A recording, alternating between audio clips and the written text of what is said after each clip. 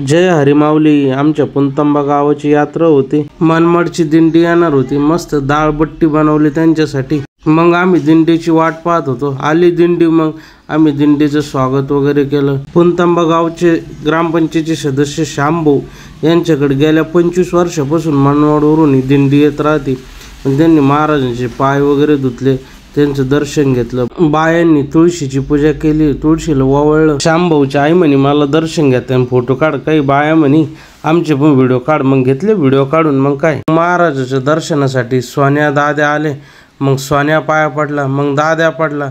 महाराजांना चांगली अक्कल द्या. मग बाकीच्यांनी फोटो वगैरे काढले. महाराजांनी कीर्तनाला सुरुवात केली. लोक टाळ्या वाजवायला लागले, टाळ वाजवायला लागले, कुणी नाचायला लागले.